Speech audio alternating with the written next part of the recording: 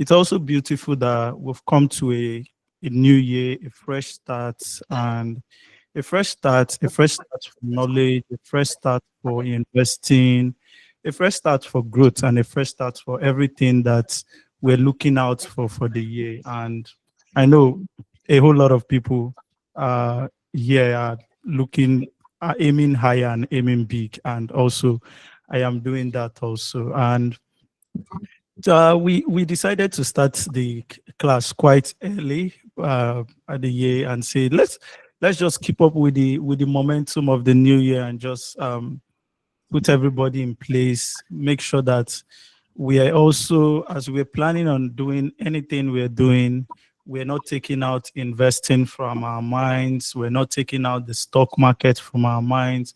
A whole lot of people had great returns last year, and we are also looking at dispensing more knowledge that would help people to maximize the full potential of the market. Once again, welcome to 2026. Welcome. And I am happy to see everybody. So we'll be talking a lot about how to predict the stock price, and Rona would be having the seat to tell us some of the things that he has in store for us. And I would also like to say to the this is going to be an interactive class. Your questions would welcome your questions. Would also get to talk about most of the questions that were asked on the form, on the Google form, that were submitted on the Google form. And we're not limiting to that. We're not limiting this class to only that question. So also, if you also have questions based on what is being discussed, the floor is yours. Just raise your hands, unmute your mic, and you have the time to talk. My name is Ediomo Joshua, and this class is organized by Access What, and Access What is making sure that we democratize the information space when it comes to investing. Those things that you saw as something very tedious when it comes to the world of investing, we are bringing it. We're bringing the knowledge down to you. We're bringing the data down to you in a simplified way. And thank you so much. Rona, you're welcome. Okay. Hi, Joshua, everyone. Good afternoon and Happy New Year to each and everyone.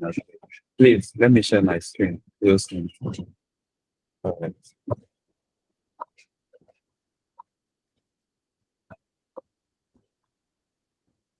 Please help me confirm you can see my screen. Anyone? Hello? Yeah, we can see it. Awesome. Yes, I can see your screen. Awesome, thank you. So my name is Elijah and I'm with Access Consultancy. So please, we had to have this class as early as we can. The major reason is that we needed to have the class before companies start releasing their full year 2025 numbers. Because whatever projections you have, if you want to predict a future term that will something that will happen in the future, you need to predict it before it happens, because when it happens, it's no longer a prediction, right? So we should have had this class ending of December, or, around after the quarter 3 numbers were released. But due to it's the festive season already, we have to shift it to January. So the purpose of this class is simple. We want to learn how to value a stock. So when you see analysts give price projections of a stock, so at the end of the year, they project that the stock will be so price, or by March, the stock will be priced at so and so as the case may be. We want to walk you through. Once again, this class is not very suitable for beginner investors. However, it is being recorded. You can always replay it. And if you have questions during the session, you can note them down. Then as soon as the session is done, you can ask your questions. We also have some questions from the form that we will address in the class. Thank you so much. So once again, this class is from Access Consultancy. So along the class, we'll show you how you can use access for to solve some of your investment problems. Also, disclaimer, due to the holiday season, I have nieces and nephews in my room. So apologies for any disturbance whatsoever. Awesome. So it's a very short session. If you've been following Access What, you know that we try to make things as simple as possible. So this is just this number 2 here. This is simply what the class is. There are less than 15 slides, and all these slides, as you can see, just very short. Fine. So let's look at why this thing matters. If you follow the market, you know that I think that's Christmas week, either the Christmas week or a week before, when Vitafoam released their numbers, we saw how their revenue grew by 34%, that is close to 35%. We saw how their net profit and earnings per share grew by over 3,600%. This same company decided to share 3 naira per share in dividends.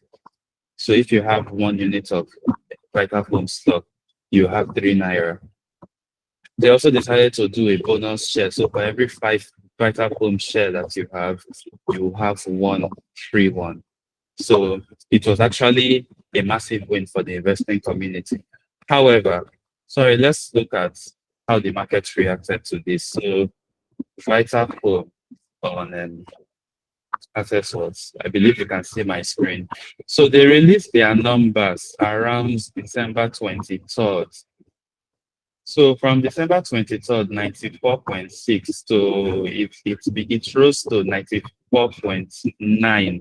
That is, I think, less than 1%. So let's just say definitely less than 2% increase in price. So it was actually shocking to a few investors, not personally, not me. If I saw something significantly, very significant, I would have grumbled actually. So it shocked some investors. Why this? What actually happened? Why did the market not react to this as much as they may have been expecting?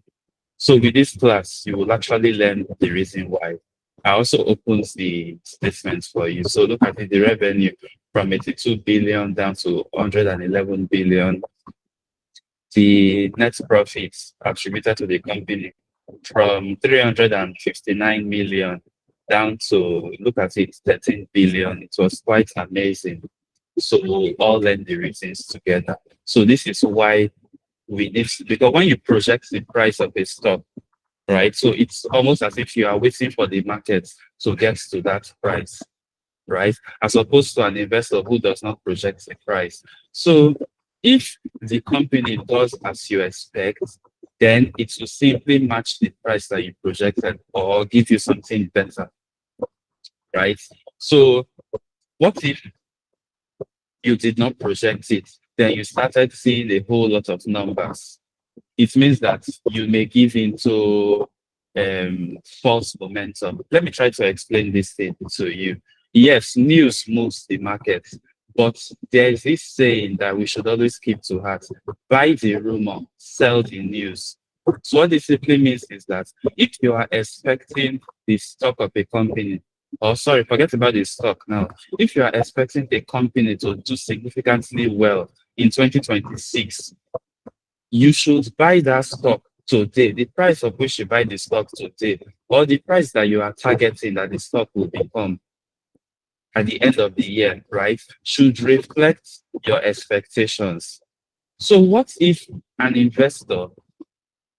you as an investor, you've already projected that at the end of 2025, this stock will be 95 naira. Then that is because of the significant performance that you saw. Maybe when you were making the projections, it was 50 something naira. Then when it's close to the end of 2025, the price is 93 naira. Then the company released their full year numbers to see those very significant improvements. People who did not do the projections like you will now overprice the stock. That is why you are seeing some stock have very high PE.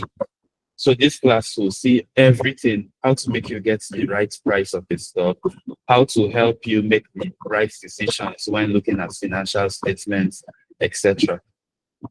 First, we have to define terms because this specific class that we're having is actually from a broader one, which is equity valuation. We've had such a class before, how to value stocks, right? But now we are not just learning the general ways of how to value stock. We want to learn how to use price multiple to value stock. Not even all the price multiples, just PE. So it's a very, very short class if as the subject matter is concerned. That is why the definition of terms, as you can see, they are just 1 to 5 terms. That's all we need. Looking at EPS, earnings per share is simply looking at all the profits that the company made in the year, the net profits, divided by the number of shares that the company has. Why does this make sense? It makes sense because if you as an investor, you can buy 1 unit of share and another investor can buy 1 unit of share, we would want to find out of all the profits that the company made, how much in that profit is my own. So for you to know how much of the profits of the company is yours, you simply divide the net profits of the company by the number of shares, then multiply it by the number of shares that you have. By so doing, you know that the 1 billion net profit that this company has, I know that I have 100 million in inside. Why? Because I have 10% stake in the company according to the number of shares that you have. I hope that makes sense to you. The price to earnings ratio now looks at if this EPS of the stock, that is each share of the stock, if they have 5 naira in earnings, each of them 5 naira in earnings, how much am I willing to buy this stock? Now, this is very important. Why? Because a company that makes 5 naira today, next year they can make 10 naira, next 2 years they can make 20 naira per share, right? So it simply means that I don't have to buy it at that exact 5 naira. Something else is that when the company wants to pay dividends, it is from the EPS that they pay dividend. So apologies, looking at the Vitafoam numbers again, if you can see my screen. So this is their EPS, which is 108 naira, right? Yes, 108 naira per share. That is what they made. Then they decide to pay.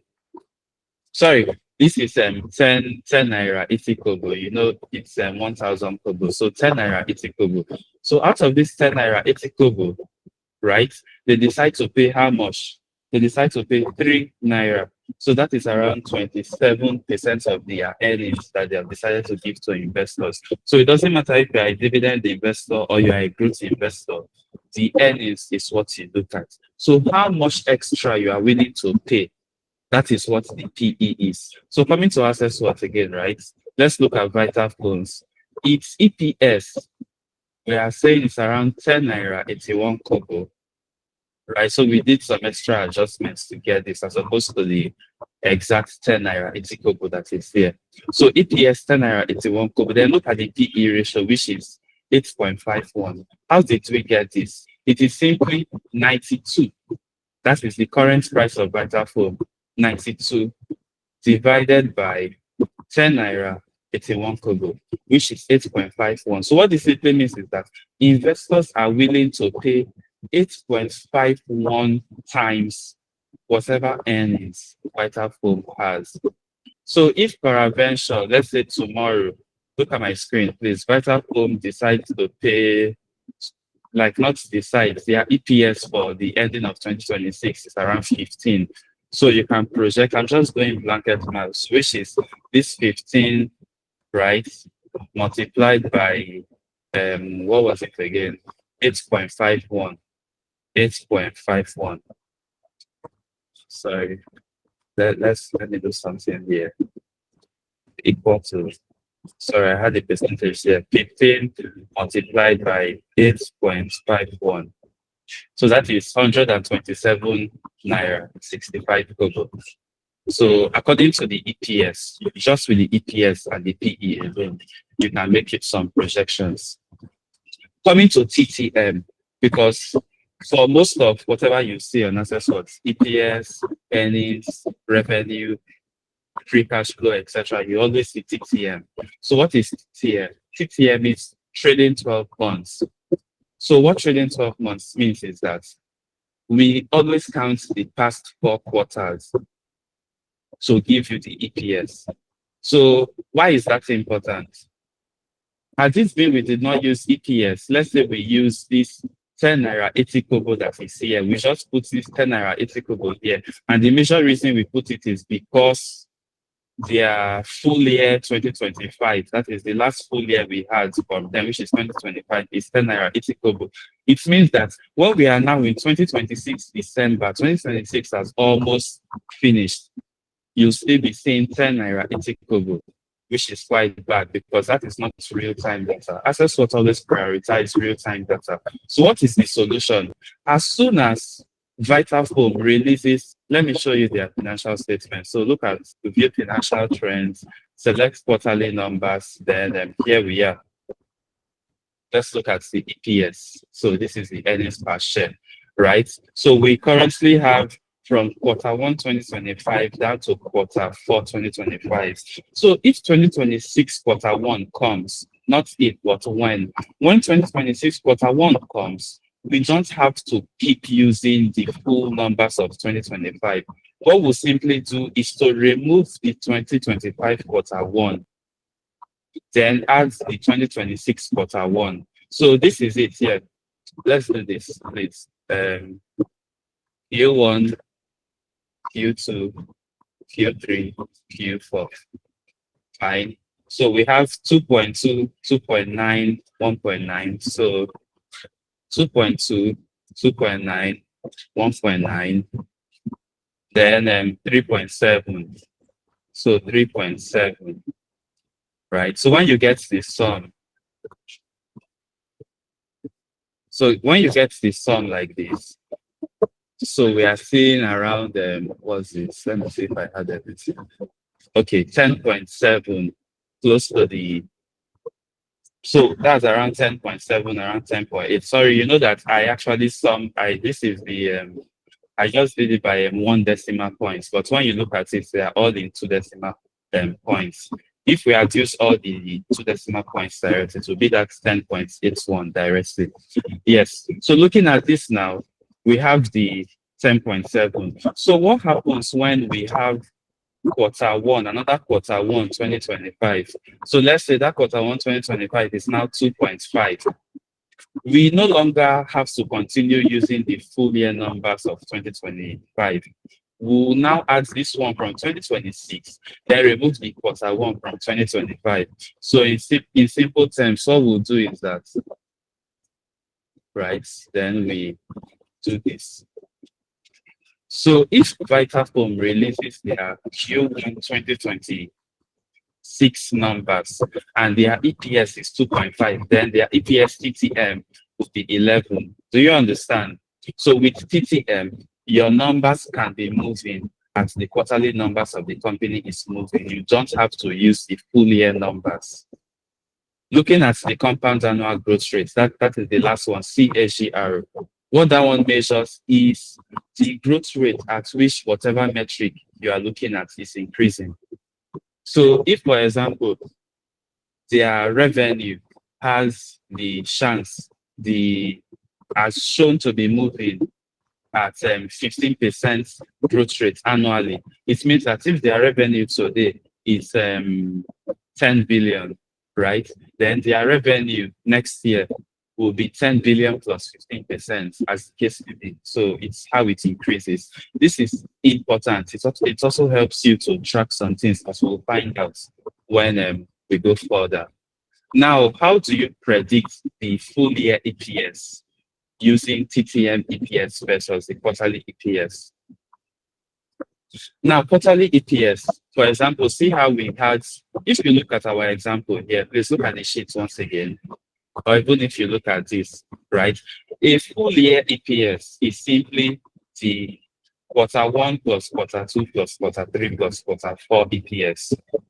So it doesn't matter if Q1 from 2026 comes, so long as the 2026 full year is not complete. You cannot calculate the 2026 full year. You can only estimate it, which is back to the quarter one, quarter two, quarter three, quarter four. So if you want to project or estimate the full year EPS of 2026 using quarterly, when quarter one comes, you can say quarter one multiplied by 4. When quarter two comes, you can now say quarter one plus quarter two, then the sum multiplied by 2.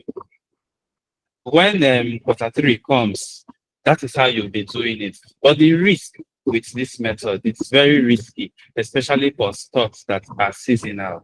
So I want you to think of a stock such as a hotel. For those of us who live in Lagos, right, we know how hotels must have been filled to the brim, both in Lagos, Abuja, as the case may be, in the month of December. So whatever revenue you expect your hotel to get in the 30 December periods, you don't expect them to have the same revenue in quarter two, quarter three. So if you want to project the revenue of your hotel using just based on quarter one numbers, then you multiply it by 4. You may be shooting yourself on the foot because there will be some quarters that hotel will have significantly higher or significantly lower revenue. So before you do quarter one times 4 or quarter one plus quarter two times 2, before you do that, you need to ensure that that company is not a seasonal one, it's a defensive one. Now, trailing 12 months makes it easier for us because it is already expressed in annual terms. It's already expressed in annual terms. So, for example, coming back to this Excel sheet, right? So now we have Q1, and this is, let me add the years so that you see it, right? So this is 2025, then this is 2026. Fine. So looking at 2026 Q1, we are seeing that the bank, that is based on our projections, but let's just assume that they have released their Q1 numbers, right? So we are seeing that they are in 2026, the company, they had a growth rate of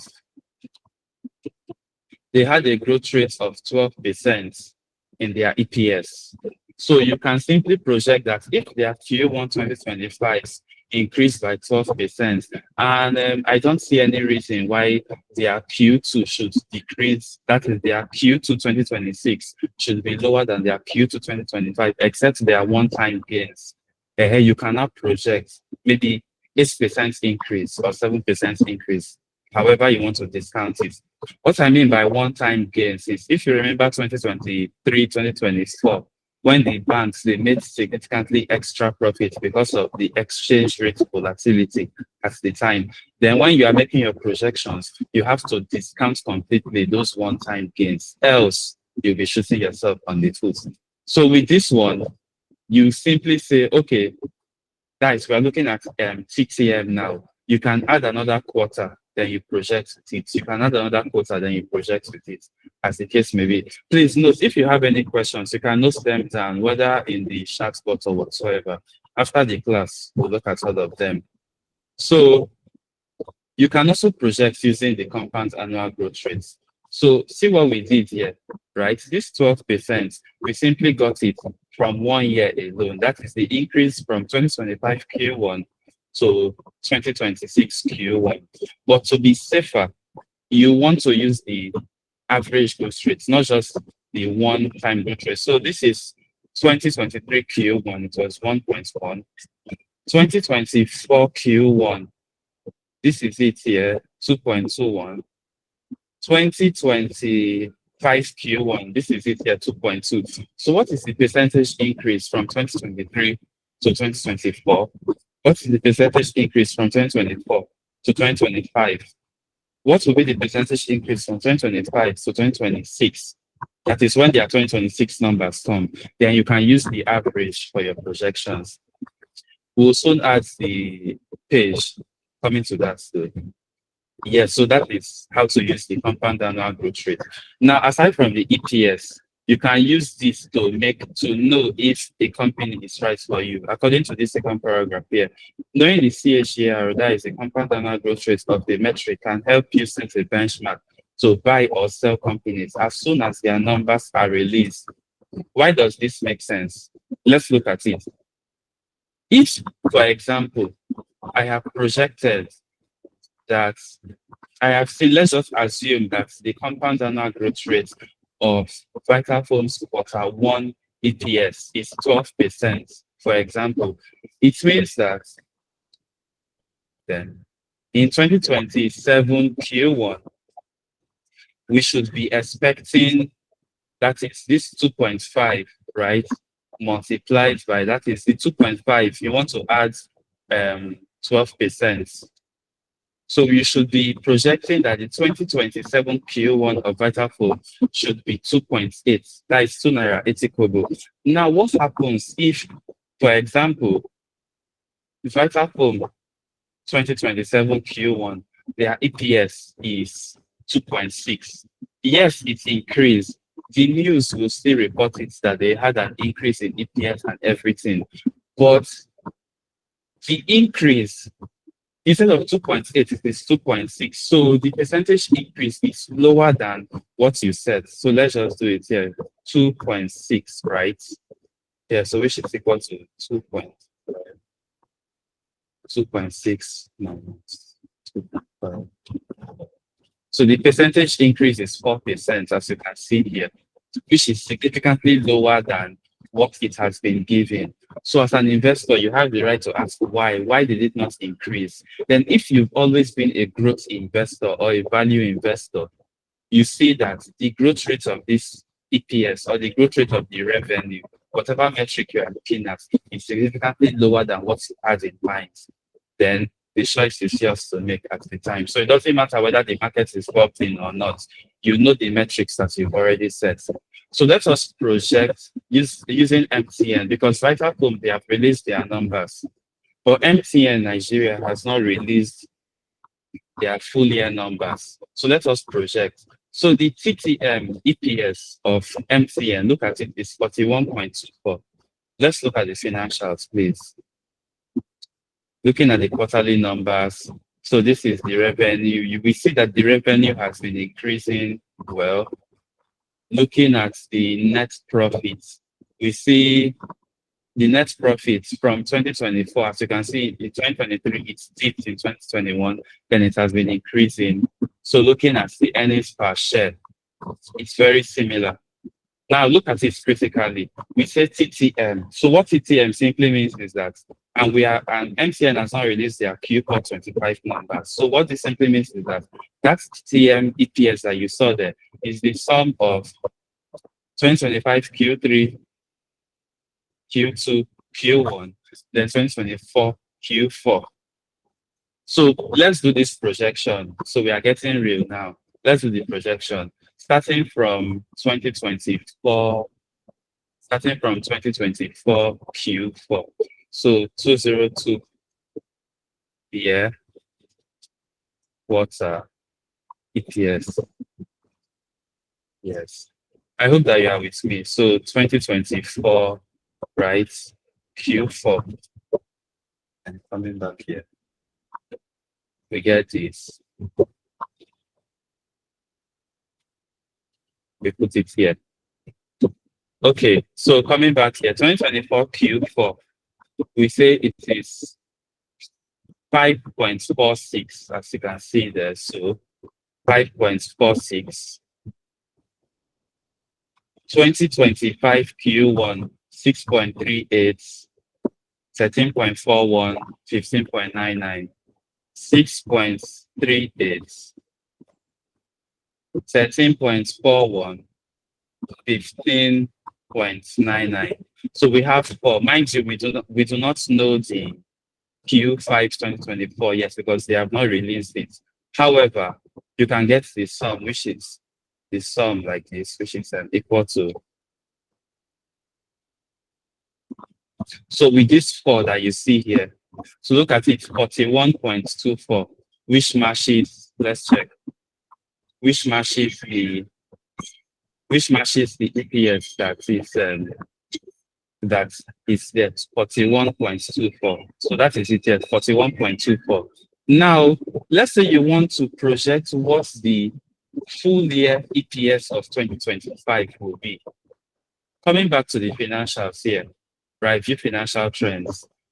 This is the annual numbers. Looking at the earnings per share. See, in 2024, MTN reported minus 19 naira 5 kobo as their 2024 EPS. So 2024 EPS minus 19 point what?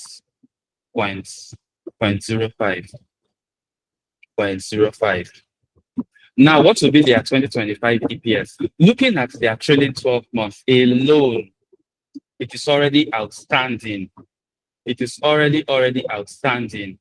In 2020, and when you look at the quarterly numbers, mind you, looking at the quarterly numbers, coming back here to the earnings per share, see how it has been increasing, like it's just increasing, right? So we do not expect MTN in 2025, based on 2025 debt in December, and they're already clearing their debts, and in fact they've already paid dividend this year, which is a sign that their percentage increase will be significant. You cannot project that their 2025 Q4 will be Spice Naira 46 global. That is impossible. And mind you, anything making their 2025 Q4 slightly above this 5 naira 46 global, it means that their TTM EPS will increase, right? Yes.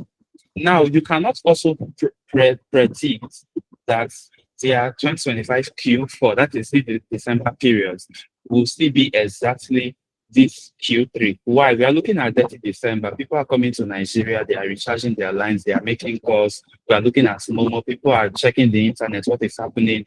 So we are even trying to be conservative if we say that their 2025 Q4 will be this 16 naira or 15.99 naira that you are seeing here. So let's just make the same projection that their 2025 Q4 will be 15.99. Now, changing the sum. So now let's change the sum. So the Q1 to Q4. So as you can see, the EPS is jumping from the TTM of 41.24 that we had. It is now 51.77. So this is our estimated EPS that we will use. If you have any arguments or questions, you can note them down there, we can address them. Thank you. But I hope that you're understanding so far. So this is the projection that we're using, an EPS of 51 naira 77 kobo. Coming back here, we have made our prediction with the EPS. Now let us know the PE that we'll use. We'll remember what the PE is. It is simply how much extra are investors willing to pay. So coming back here to MTN, currently investors are willing to pay 12 naira 39 kobo. So look at it. The current price is 511 naira. The EPS, let's add all these things in the sheet. So we'll look at it. Current price is 511, right? Current EPS, TTM, is what? 41 naira 24 kobo. 41 naira 24 kobo. Then it means that the current PE should be what? 511 divided by 41 naira 24 kobo. So which is 12.39 kobo. Not kobo, sorry, it's a multiple. So 12.39 multiplied by the EPS. So if you want to use this current EPS, so using current PE, right? So you want to use the current PE for the projection. So if you want to use current PE, you are simply saying the price that you are projecting MTN to be when they release their full year numbers will be this 51 naira 77 kobo multiplied by 12.39, which is 641. Now, this one may look a little bit high, especially for people who have not been projecting. But if you've been following up, you know that it makes sense because all we had to do is to estimate the EPS by changing only one quarter. Then we decide to use exactly the same PE ratio. So this is what we do. So some analysts, when they make their projections, instead of calculating the PE or using the current PE, they decide to discount the current PE. Mind you, maybe the market is currently overpricing MTN as the case may be. So they can decide to discount the PE. So using discounted PE, I'll show you how to discount it. So when you want to discount something, you use what is margin of safety. That is simply, if this is 12.39, you want to say that maybe there is a 20% chance that it is wrong. So you remove 20% away from it. So this is simply 12.39 divided by 20%. Guys, this is 10.33. So using discounted PE. So if you use discounted PE, the price that you are projecting MTN based on this EPS that we got is let's look at it. 553 naira 56 kobo. Now, some analysts continue to say no. For example, if some of us that follow on Ome and Rufi, they just use, if you've been looking at how they project their prices, some of them just decide to use a stable PE 10 times. So let's use, we want to use table 10x, right? So which is 10, right? So if you want to use table, so you are looking at the EPS multiplied by 10, which is 517 naira 7 kobo. Now, you may want to ask, why are we multiplying? It's very simple. If PE is price divided by EPS, it simply means that price will be EPS multiplied by PE. That's just it. So what we can see here now is we've gotten a range of prices, right? It's now up to you to know which one is more likely to occur or not. But we've seen a range of prices from MTN alone. So these are the different types of PE that we can use. You can decide to use the current PE. You can decide to use the discounted PE. You can decide to use your maximum PE share. That is, analysts, they use 10. You can decide to use average PE. So let's use the average here. So average PE. So that will simply be average. That is the average of all these PE that we have. So it's 10.91. So average is what? The EPS multiplied by 10.91, which is 564.58. 564 naira 58 kobo. So we are seeing different ways to value MTN stock here. This PE days after the release of numbers is quite sweet if you use it. How do you use this one? Let's look at it. These Vitafoam numbers, they released it around December 23rd, around December 20 something, right? So you want to look at the price at which, so looking at the technical charts, you want to look how much was this Vitafoam a few days after the numbers were released. So looking at December, this is MTN, but let's go to Vitafoam, please. Okay, so looking at Vitafoam, they released the numbers around this zone. It came to this 94.9, and the EPS, as you saw here, is 10 naira 80 kobo. So simply put, if the price increased up to 94.90 kobo after the release of the numbers, you simply say 94.90 kobo divided by 10.8. Let's look at it. Sorry, coming back here. Equal to 94.9, right? Divided by 10.8. So you are seeing a PE of 8.78. Why does it make sense? Because the market a few days after the company released their financial statement, that is when news, all the sentiments, that is when the markets react to the numbers. So you want to look the price multiple at which the market reacted to the numbers. So that is it. So we have calculated the price, it's simply price, which is equal to PE multiplied by EPS. So mind you, this price is not necessarily the buying or selling price in the market. You are looking at the value that you place on that stock. So that is the value that you place on that stock, which simply means if the current price of MTN is lower than what you have projected, you can say that MTN is underpriced. So currently, MTN, coming back here, currently, MTN is 511 naira. And according to all our projections, the lowest is 517 naira. The highest is 564 naira, with an average of around 641. That's the highest. Then the average is 564. So as you can see, MTN is lower than all your projections. So an investor could say that MTN is currently underpriced. Then they go for it. Now, using the PE multiple is not the only way that we get the value of a stock. Sometimes we use the capital asset pricing model, we use the dividend yields, the dividend discount model, the cash flow, and other forms of multiples, such as the price to book, price to sales, as the case may be. And that's it. We are done with the class. I hope that the class was a little bit educating and everything.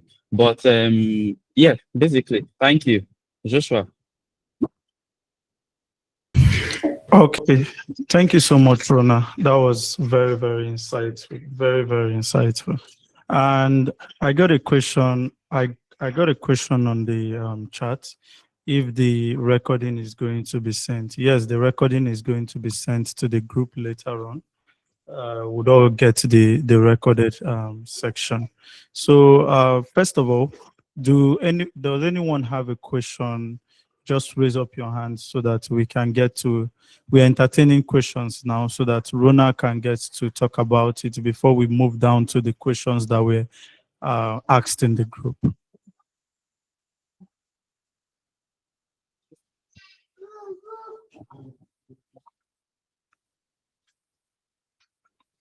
Yeah, we are entertaining any question. If you are muted, unmute yourself, then ask, please. Thank you. Okay. I'm seeing a question on the chat. It says, why must we estimate the last quarter number before predicting? Why must we estimate the last quarter number before predicting? I think this question is coming from Ifyok. The question is coming from Ifyok. Why must we estimate the last quarter numbers before predicting? Okay, thank you. Why must we estimate? Mind you, it's based on, we are currently in 2026, right? And MTN so far has released their 2025 Q1, 2025 Q2, and 2025 Q3 numbers. They are yet to release their 2025 Q4 numbers. So we decide to estimate what their 2025 Q4 numbers will be. If, for example, they have estimated their 2025 Q4 numbers, then now we analysts will now go ahead to estimate their 2026 Q1 numbers. That is so we can stay track with the TTM. That is for those of us who are looking at a short-term stay in the market. If you are looking at a short-term stay, then we can do the quarterly estimations. If you are looking at long-term stay, we can do the annual estimations, as the case may be. This is fundamentals alone. So the reason we estimated the last quarter, which is 2025 Q4, is simply because MTN has not released that number yet. Joshua. Okay, thank you so much. I think we got what you say. So the reason why we are estimating the last number is because it has not been released, just for us to complete the four quarters. Thank you so much. Then we'll move down to the questions that were asked in the group. I Okay, see. just hold on. Pro- Sorry, hold on. Sorry. Does anyone have any other question before we move on? We'll give like 10 seconds, then before we move to those questions, we show you some pictures and asset sorts. Okay, thank you. So for those of us who are not already, how do we position ourselves well for 2026? So you can um, um, have a good stance when you set an alert. So for example, if you are tracking your portfolio with asset swaps, right, you can now set your alerts, whether you can do it for your entire portfolio. So when you want to set the alert for your entire portfolio, you see the current worth of the portfolio, you see the current return, that is total return of the portfolio.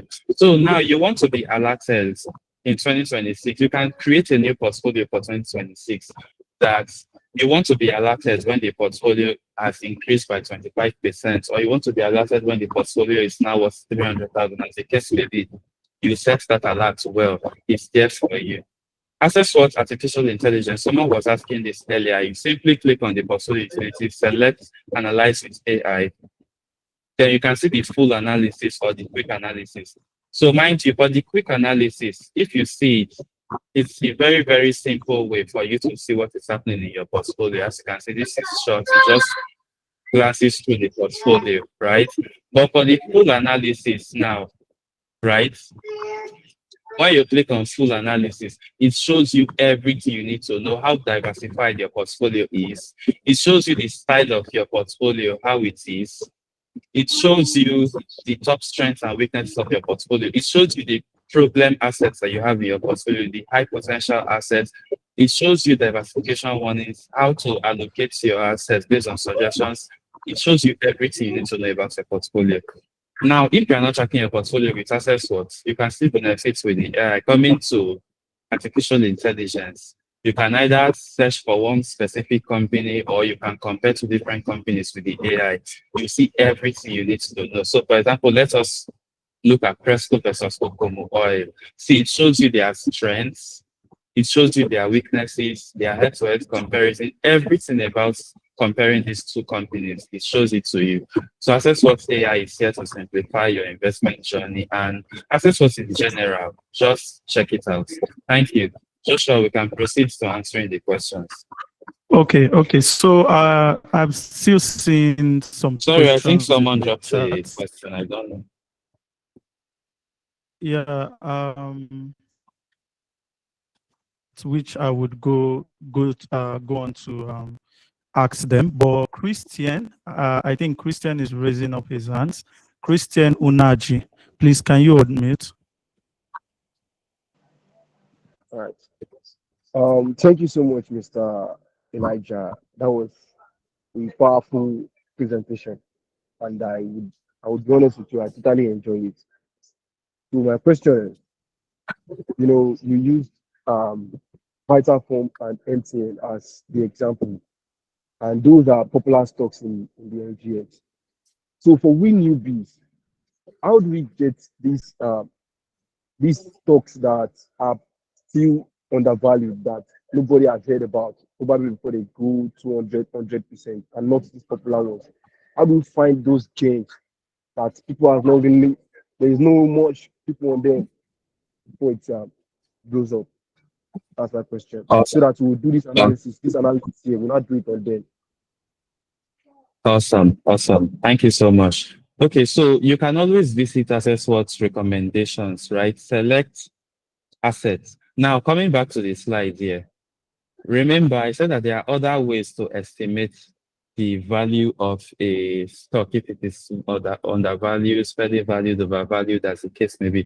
We have the capital assets pricing model, we have the dividend yields, we have the dividend discount model, we have the discounted cash flow model, we have other forms of multipliers, right? Now, currently, at the present time, Access what shows you if a company is undervalued or not using three methods. Number one, book value.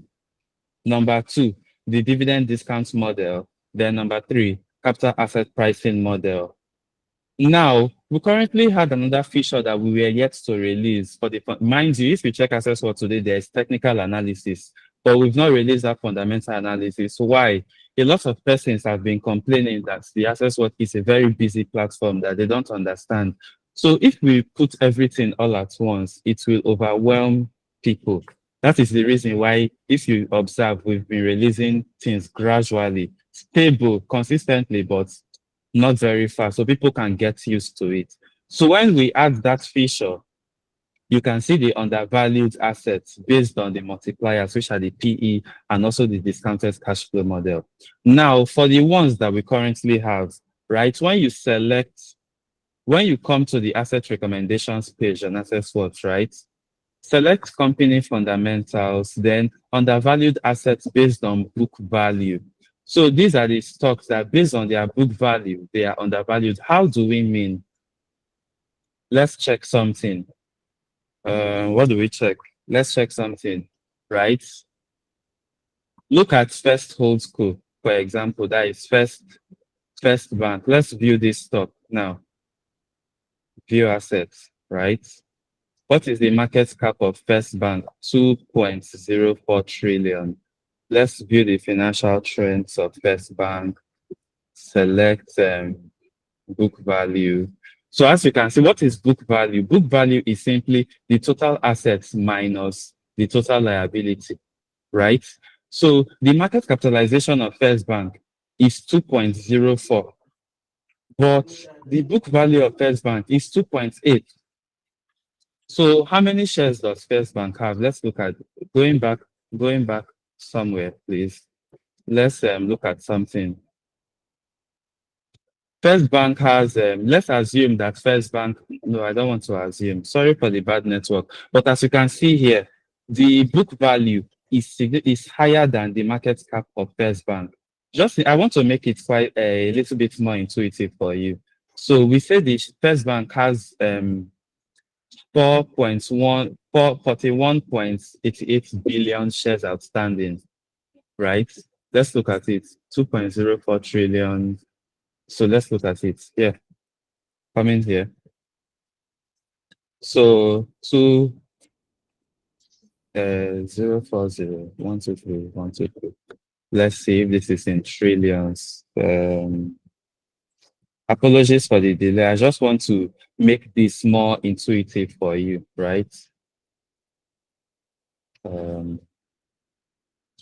Thousand, million, billion, another one, 1, 2, 3.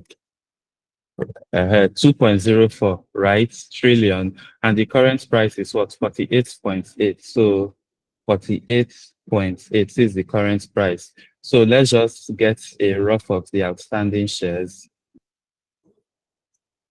So this is it. 40. Let's do the same thing here. Right? Number.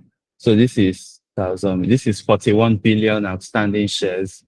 Right. So coming back to the book value, what did we say the book value was at the time? We'll check again. Sorry. Mind you, we were even using 2024. Let's look at the last one released, which is 2025 Q3, because book value is not recorded in TTM. It is as it is. So looking at the TTM book value of so looking at the latest book value of First Bank, you are seeing 3.26 trillion. So coming back here, right? So we are saying, copy this, sorry. Copy this. So which is 3.2, which is 3 watts? 3.26. So 326. Right? We do the same thing to ensure that it's in trillions.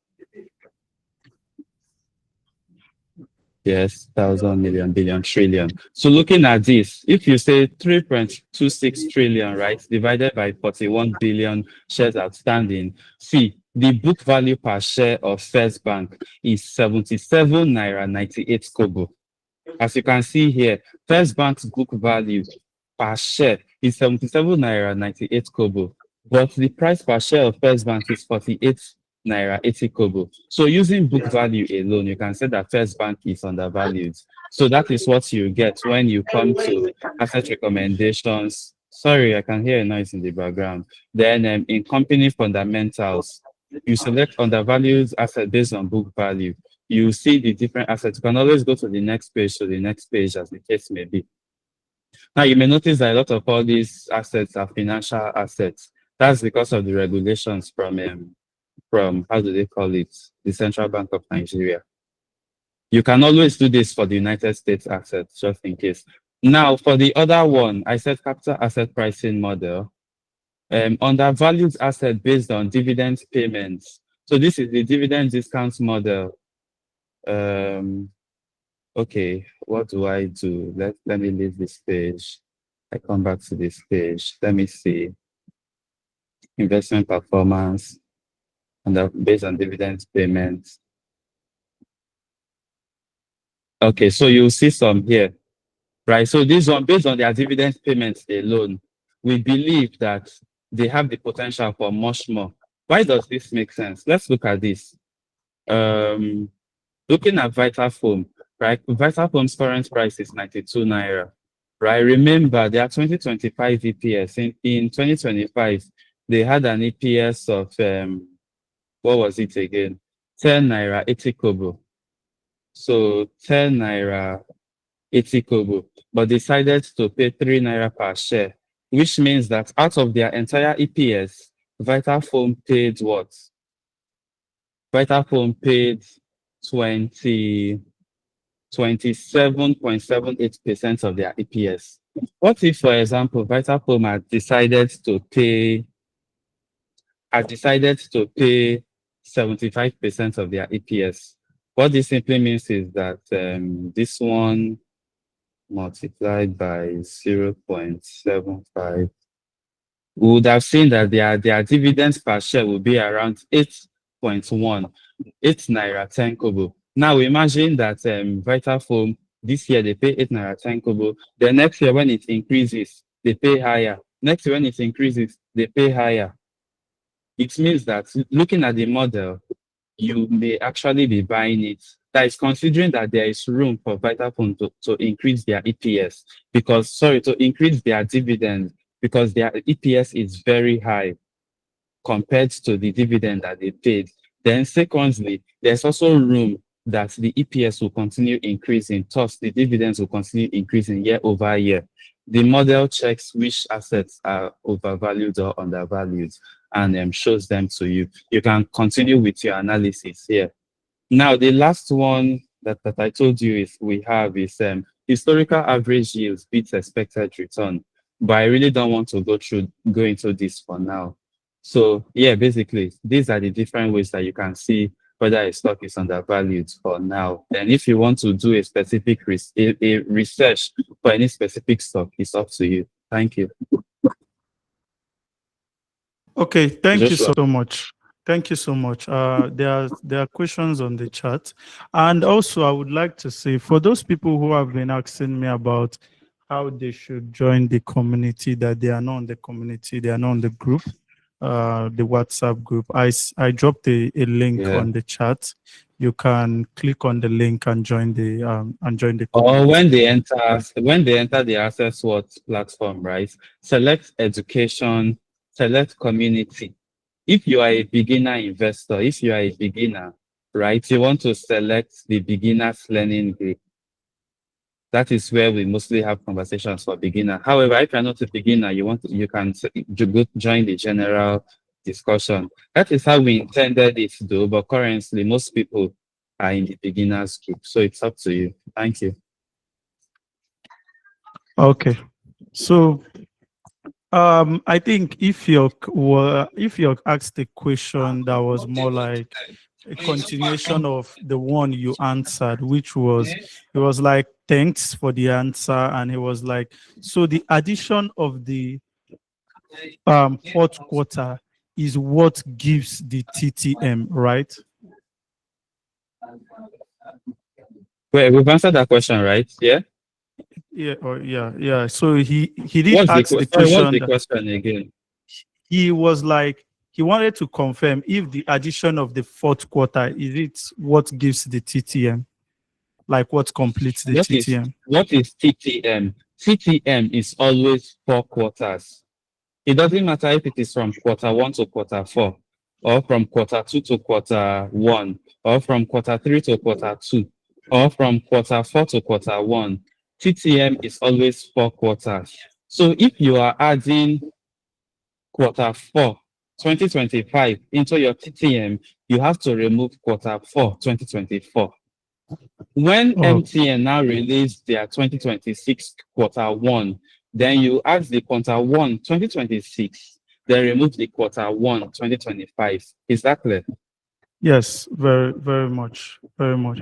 So there is another question on the chat which said,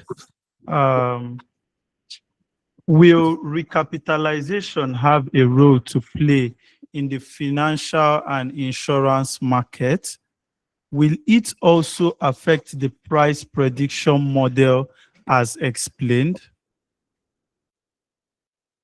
Yeah, when we talk of recapitalization, right, it will affect, and not, yes, it will affect the EPS.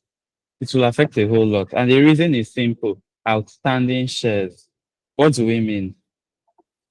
How do we calculate the earnings per share? We calculate the earnings per share using the net profit divided by the number of shares that the company has issued to the public. Now, it's that simple. So what if this number of shares increases? That is, they now add more shares to what they have. It simply means that the EPS will be affected. Even if they decide to make exactly the same net profits next year, the EPS will be affected. That is why during recapitalization, the banks, they don't just tell you that we need money. They also show you the expansion that they will use the money for, etc. Different reasons that will make their profits to significantly increase so that the EPS can also increase.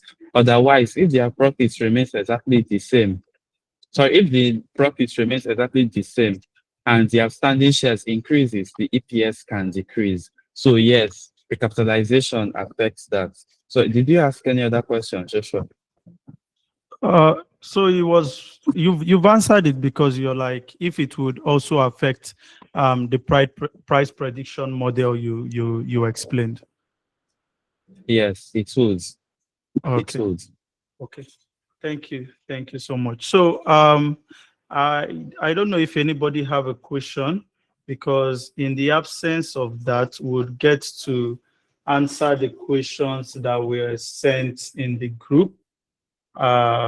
Yes, so let's get to the question that was sent in the group. So the first question says, what NGX companies pay quarterly dividend? What NGX companies pay quarterly dividend? Okay, for now, the NGX companies that pay quarterly dividend are Seplat and the Nigerian Infrastructure Debt Funds, right? So if, for example, you search for Seplat, this is Seplat currently, it has loaded here. Seplat's dividend yield is 5.43, but when you scroll down, see its dividend history. See, November 28th, 2025, August 28th, 2025, June 6th, 2025, May 23rd, 2025. They pay 4 times 2025. Likewise, 2024, they pay 4 times. Likewise, 2023. Okay, in 2023, they pay 3 times, but you get the memo. They now pay quarterly. Then going to that NIDF, right? When you come to the dividend yield is 18.25%, one of Nigeria's highest dividend yields, right? As you can see here, 2025, 4 times, 2024, 4 times, they paid 4 times. So basically, these are the two for now. However, if you want to plan your dividend income, right, you can visit Ateswat's Dividends Corner page. So inside the research, select Dividends Corner, right, in Nigeria or whatever country you want to use. Then click on Plan Your Dividends Income, which is this dividends planner, which is here, right?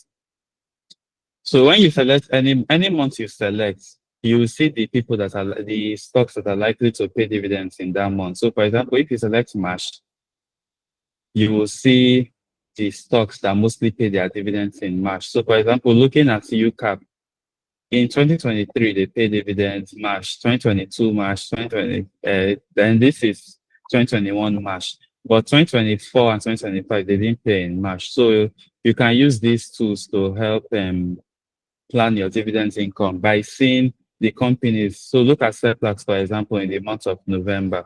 So when you see November 25, November 24, November 23, they all paid dividends. So you can now say if you need dividend payments in the month of November, Seplat is not a bad stock to hold. What about August? When you select August, you see some that are likely to pay in August. Like I look at Seplat here again. So as you can see, Seplat is quite a predictable stock. So you can use these ones to plan your dividend income. Thank you. Joshua. Okay, thank you. Thank you so much. Thank you so much. And the next question is, though I'm also getting question on the chat, but I would Okay, we'll try to speed up everything because of time. Yeah, I'll try to speed it up. So the next question says, which is best between MTN and AIRTEL? Which is best between MTN and AIRTEL? Yeah, this is not a financial advice. However, AIRTEL, look at a flag is raised on AIRTEL. When you click on it, you see illiquid assets. So what this illiquid asset simply means that AIRTEL is not very liquid. See the price, 1 month in our move. So when you look at these durational returns here, right, it's only in 1 quarter that it moves. It's only in 1 year that it's moved. If not, it's 1 year. So AirTel is quite illiquid as a stock. But when you visit MTN, right? When you visit MTN, it's moving. So now you can actually compare the both of them. Compare MTN and AirTel, right? When you compare the both of them, then you look at their financial trends. MTN has more free floats than AirTel, etc. So it doesn't, for me, it doesn't matter if Airtel is the best thing after fried rice. So long as when you buy the stock to sell it to be a problem, or even to buy it to be a problem, it's not for me. So not a financial advice. However, MTN, you can always ask AI here. So when you click on this ask AI to compare both of them, then give you the best findings. Thank you. Yeah, thank you so much. And also, I think you indirectly answered one question on the chat, which says, is there a way to check liquidity rating of a stock on the Access Watch portal? Yeah, you indirectly answered it, but also okay. But let me just answer it well. So coming to BUA Foods, right? So let's look at BUA Foods because I love this stock a lot.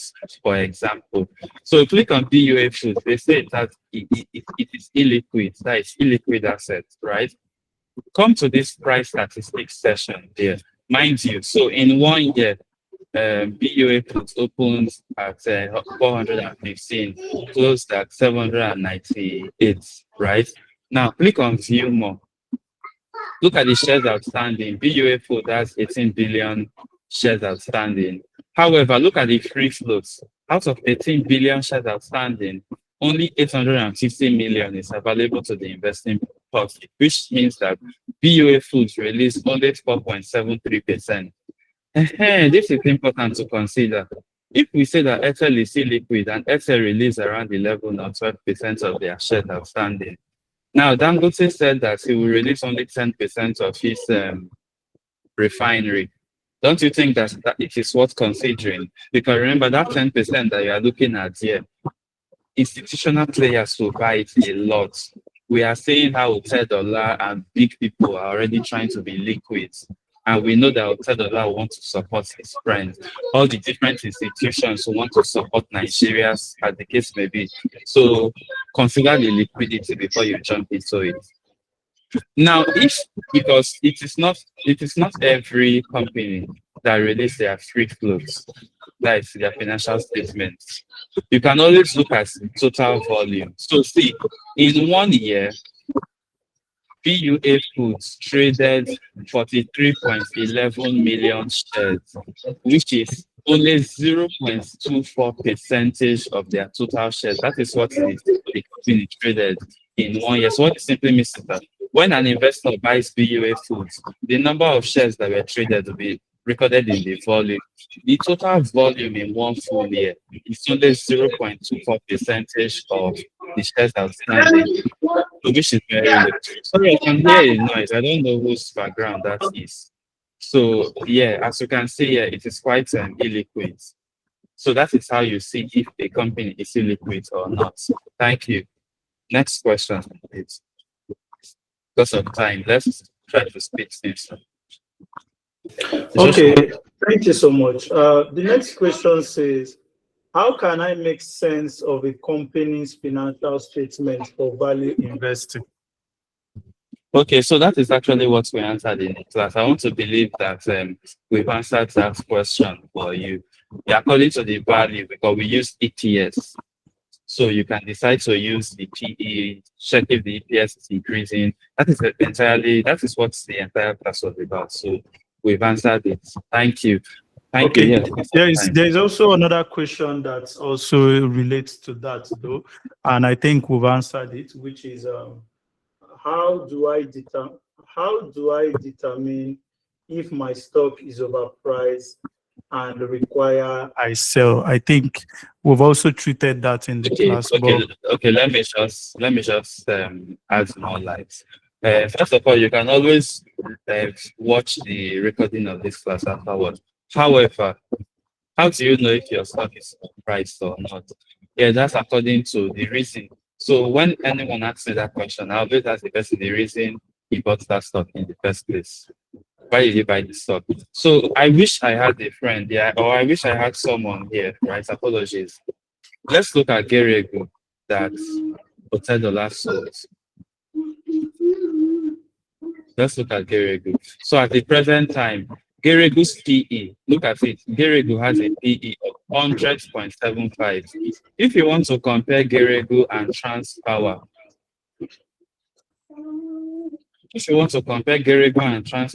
using their financials, look at their PE. While Transpower has a PE of 25.69, Geregu has a PE of 100.75. What this simply means is that investors are paying significantly more for Geregu's earnings. When you look at the price to book, Geregu has a price to book of 50.59. Transpower has a price to book of 14.38. So Transpower is cheaper when you compare the price to book. So what this simply means is that if an investor, a growth investor, wants to invest in the utilities sector, the growth investor will likely select Transpower over Geregu. However, note that the both of them are not very liquid, but you get the play here. Now, a dividend investor will check how much. Now, this is important. Please, let's look at this. You as an investor, you said that you want 10% in whatever amounts you invest in every year. So it's just as if you built a house, then your rent, you want it to be 10%. It can never be below 10%. Likewise, when you invest in a stock, you say that you want that stock to pay you 10% in dividends. Now look at it. Vitafoam decides to pay 3 naira per share in dividends, right? So you say, is that the total amount Vitafoam pays? Go and let's check this. Vitafoam. We want to check Vitafoam's dividend history, right? So this is 3 naira. So as you can see, they pay once per year. So that is the total amount that they are paid, that they will pay this year, right? Which is 3 naira. Now you say you want 10, it must be 10%. What this simply means is that you have to buy Vitafoam shares at a price that will make this 3 naira be 10%. So what this simply means is 3 divided by 0.1, right? Which is 30. So you are saying that the maximum price you will buy Vitafoam is 30 naira. Why? Look at it. 3 divided by 30, right? That is when you get the percentage, it is 10%. Now imagine what will happen if you buy Vitafoam at 92 naira. So look at it here, 92 naira, right? Which is equal to 3 divided by 92. right? How many percent is this? This is 3.26%, which is lower than what you require. So using dividend yield alone, you can actually price a stock to know if the stock is overvalued or not, according to what you want. Now, just in case you do not know the percentage to use, you can use the CAPM. Click on quick options and select view advanced statistics. Sorry, I can still hear that sound. Apologies. So looking at CAPM return, this is 29.88. This is simply how much in total we expect Vitafoam to have. So what we mean in total is that in a full year, a stock should have more than this. That is this 29.88. A stock should give this both in dividends and capital appreciation. So 29.88. So looking at Vitafoam, in one full year, their one full year return alone has already exceeded their required return. Then when you add the dividend that they pay, this will be higher. So that helps you to know if it is undervalued or overvalued, as the case may be. Thank you. Joshua. Hello, Joshua. Okay, thank you so much. Another question on the chat says Nigerian Real Estate Investment Trust also listed. Would they be paying dividend quarterly as well? That is the people who did NRAIT, right? This was this company again, Chapel Hill Denham, right? They are also the ones that constructed the portfolio for the Nigeria Infrastructure Debt Fund, and that one has a consistent quarterly dividends payment. So we are also expecting that this one should follow suit. However, you have to check the prospectus of the. So just copy it, right? Paste it on Google, right? Then this is it here. I think it should be here in alternative. Apologies, because of the network, it's not loading properly, right? But in this page, let me see if I can refresh. In this page, you can actually tell if the proposed cash flow that they are looking at, if it will be once per year, if it is whatsoever. So look at it here. You can actually read more here. You see everything you need to know here. Thank you, Joshua. Okay, thank you so much. Edet Otto, your hands are up, please. Can you unmute? Okay, good evening. Good evening. Thank you very much, the presenter, for the trading. It was very insightful. But I have a little question to ask, and that's because I am relatively new when it comes to the issue of stock trading, and I've tried my best. Within a month, I come into contact with the idea of stock trading. So I've made a little research from my own end. And from this, I encountered a particular concern. And that's because one or two persons whose articles on stock trading I happened to read, one of them was advising that there is need for us to understand the importance of volume over quantity. By that he meant maybe like having minimum of 5 stock as regards maybe having 20, 15 stocks. Now, I also happens to read some other article that was also advising that, okay, well, for instance, if you are new to stock trading and you have like 100,000 naira, it's better for you to use that 100,000 naira, divide it, within 2 stocks, like maybe Okomu Oil and Presco. Just put 50,000, that the return will be much, much better than maybe dividing that 100,000 among let's say GTCO or maybe 5 other stocks that are within a comfortable price range. So please, I need you to clarify the issue for me. with regards to that Okay, 100,000 okay, just stay. differences, which one is Stay, let better? me ask you a question. Yeah, I'll Okay. ask you a question, please. And please, everyone, just pay attention. This is a quite important question. Okay, so I want to buy land, right? I have 100 million to buy land. Now, in one option, I decide to go to maybe the thing that I want to use my lands for is only in Sokoto State. Sokoto State. Oh. So now Okay. I decide to buy this land. So instead of me to buy different plots in different communities, that is different plots in different local governments of Sokoto State, I decide to buy the full 100 million worth of land in one terrible local government in Sokoto State. Then another person decided to no, I know that I need the land as big as it is, so but in this case, let me spread it in different local governments. So this other person, me, I bought it in one disturbed local government as big as the land can be. Another person decide to split their money and use it to buy different local governments. Considering the insecurities of Nigeria, between me and that person, who will you say has lost his investment, considering the Nigeria's insecurity today? Well, Hello, can you hear me?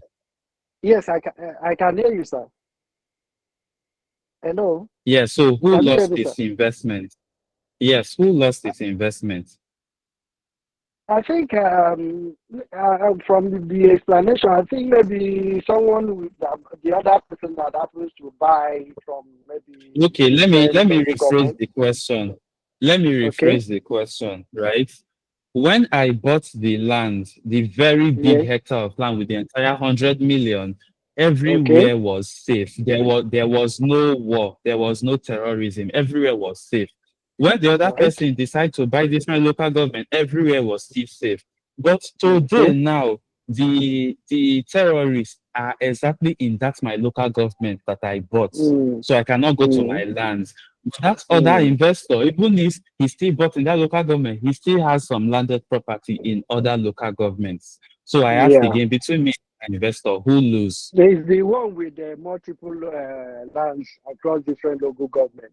No, I'm the one who lost. Why? Can you hear me, Because sir? my investment that I used to, sorry, I can hear you. I said that I am the one who lost. Why? Because I used Yes. all my money to buy one very big land, and now that investment is in a terrorized zone, very poor. Mm, But that other investor now, he used this money, he spread it across different investments. This is what we call risk management.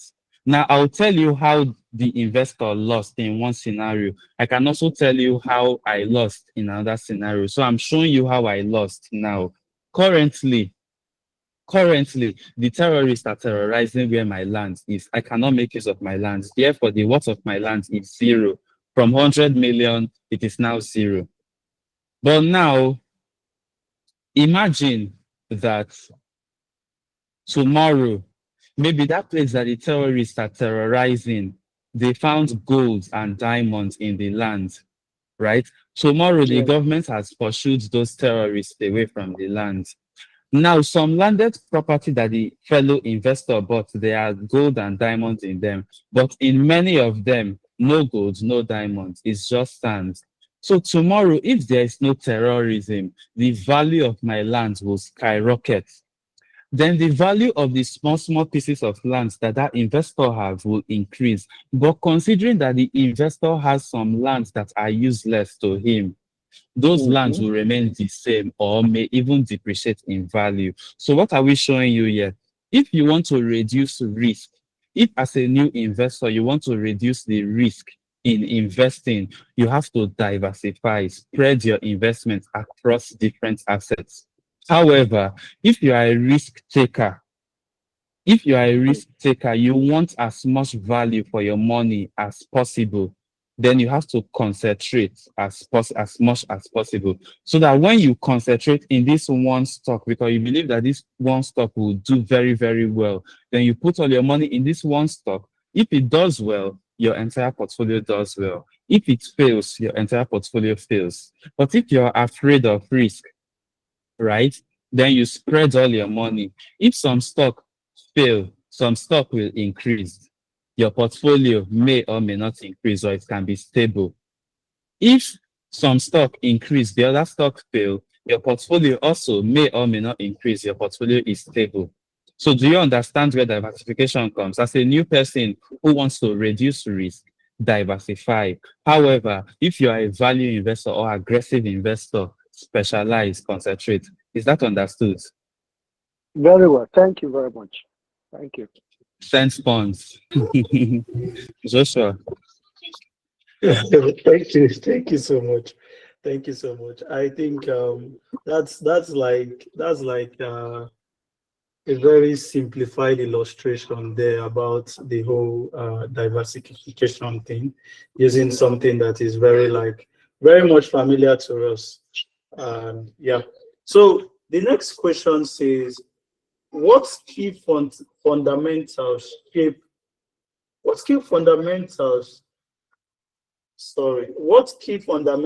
that shape stock selection for long-term investment? Oh, let me rephrase. What are the key fundamentals that shape stock selections for long-term investment?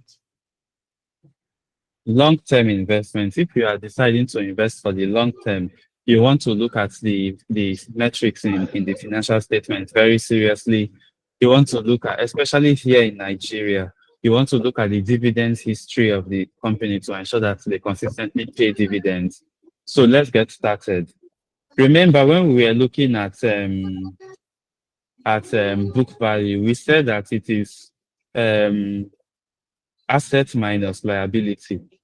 Very good. So for a company that you want to invest in, you want to ensure that their book value is not negative. What happened to FTN Cocoa recently, or what happened to which company did the CBN revoke their license recently? Is it ASO Savings? They had negative book value. They had a negative book value. So what this simply means is that if you invest in that company today, because you are expecting the short-time gain of insurance recapitalization, even if peradventure the CBN did not revoke their license in 2026, you still decide to hold it, considering that their negative book value, all the potential returns that you must have made wiped out. Why? Because that book value is empty. So do not joke with book value. For the liquidity, okay, except you have hope that in some years to come, the Nigerian government and NGX will solve our liquidity issues. That is the only reason why you should be investing in long term without thinking of liquidity. Else, always think of liquidity. You want to look at the revenue. This is important. Observe how this Vitafoam revenue is increasing. Now let us look at the net profit. Observe how sometimes the net profit can decrease, but observe how the revenue is increasing. Let's look at MTN. Please, this is very important. Let's look at this, right? View financial trends. The revenue again, observe how it is increasing. But remember, in 2023, 2022, 2020, look at the net profit. This is the net profit. See how it is decreasing, but the revenue is increasing. So the billion-dollar question is that, why is the revenue increasing even if the profit can decrease? It's very simple. Remember that behind every statistics, there's a story. So while revenue is a metric, is a statistic, the story it is telling you is that MTN continues to have higher patronage. Mind you, revenue can increase in two ways. Either they continue to have higher patronage, that is more and more people buy what they sell or make use of their services, or they are increasing the price of their products and services, or both of them. So that is it. So the revenue is increasing, which means that people continue to patronize this company. So it doesn't matter if you are holding a stock for the long term or not. If the revenue starts decreasing, you must ask, why are people no longer patronizing this company? This is why it is important that you invest in only what you know, so that you can do your own local research to find out why people are no longer patronizing this company. So revenue is very important. So looking at the case of MTN, for example, look at the net profit. 2024 was low. Even though the profit is low, you will understand that it is because of the exchange rate volatility that happens. And MTN was highly leveraged with the dollar. So when the exchange rate became high, they had to service more debt, but their revenue is increasing. So an investor can decide to stay. But when the revenue is decreasing, so I am just trying to let you know that I prefer revenue to net profit for the long term. So long as you can fundamentally, let me show you something. It is here. I think I put it, look at it. This is CAGR, that is the compound annual growth rate. To say, find fundamental reasons to explain any volatility you encounter. So when you observe that this net profit or revenue decrease, there has to be a reason. If you do not know the reason, or the reason is not satisfactory enough, leave it. So because of time, let's end it at this. Yes. Joshua.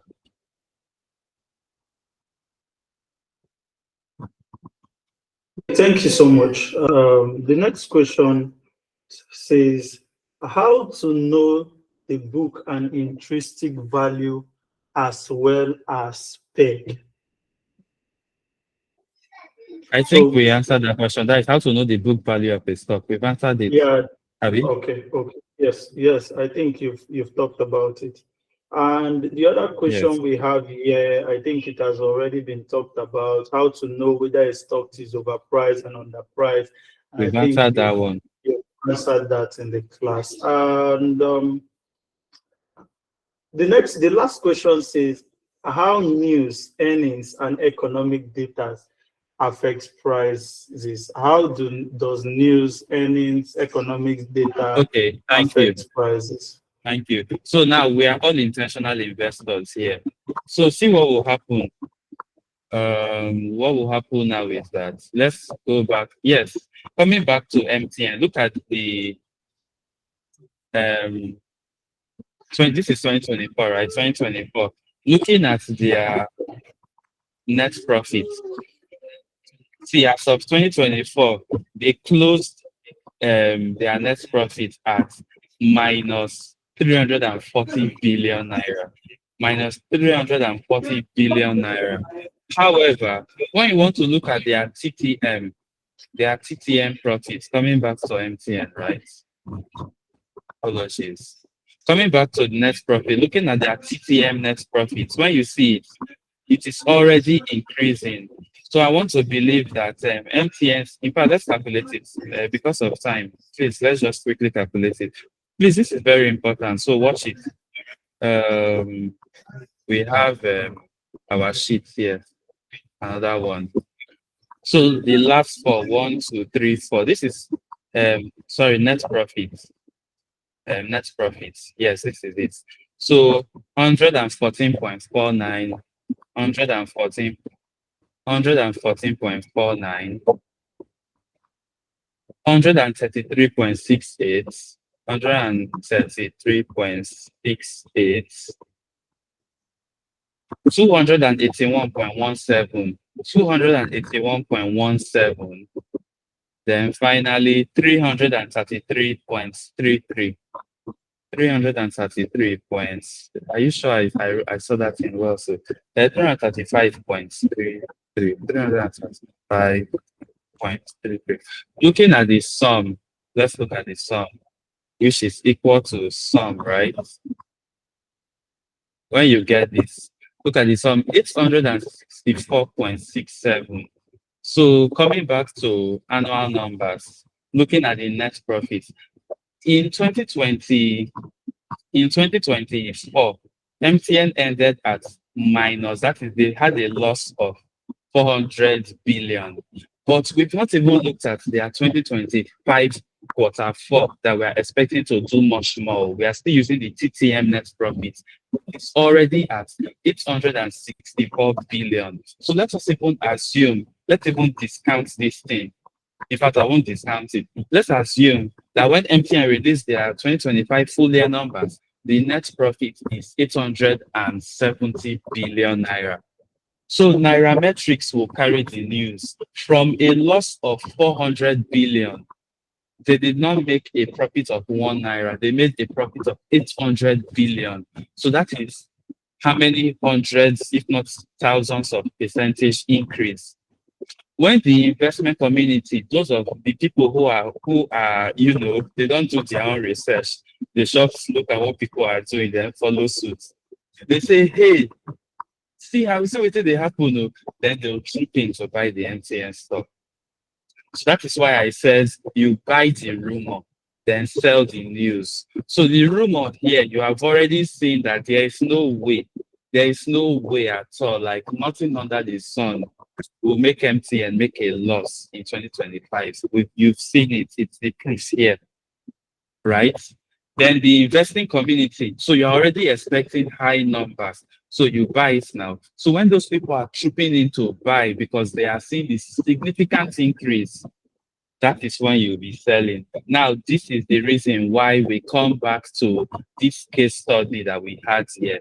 That why is it that when investors saw the numbers of Vitafoam, the market did not react very much? It's because many people have been anticipating. That is, the amount of people who have been anticipating are greater than the amount of people who just want to go and trip in to buy Vitafoam at the time. And Vitafoam is not a very sweet stock that people hold because they are looking for high margin stocks. So that is one of the reasons. So now you buy the rumor, you sell the news. I hope that is clear, Joshua. Yes, very Hello, well. Joshua. That's clear. Yes, very well. That's clear. Can you hear me? Okay. Can you hear me? Yeah, I yes. said very well. That's clear. Okay. So Yes, I proceed. think this is hello. We can Hello? hear you. Proceed, please. Can anyone hear me? Yes, we can. Okay. So I think this is the last question here. Okay, I think this is the last question here. There is no other question. We've treated every one of these questions, and I would say that this was interesting, and it's a strong start for the year, a very, very strong start for the year. This class has been very insightful, and for all those asking if they will get the video, yeah, you would get the video. And for those who say they are not in the group, I sent the link to the group so you can join the community. And also, when you go through the education page on Access What, when you click there, you go to community, you can be able to select which community you want to join, if it's the beginner or the general community. And this community, the reason why you have to join this community is because we always share information, updates, and it's more like a place where investors can rub mind, because we don't grow on isolation. We grow when we are together. So we grow as a community. So that's one reason why you should look out to joining the Access What community. And for also the people who have been asking, oh, do we have app, or this is the web? We only have the web. The app is coming soon. And one thing we would always say is the food is sweet when it is well cooked, and instead of the rushing up the food and just presenting the food, and you get to throw up after eating it. And we're also telling you that the wait would be worth it for the app. And when the app comes up, it would be a great one. It would be a great one. We're already seeing it, we're already using it, and it would be a great one. So I think this is the end we come to the end of the class. I don't know, Rona, do you have anything to say?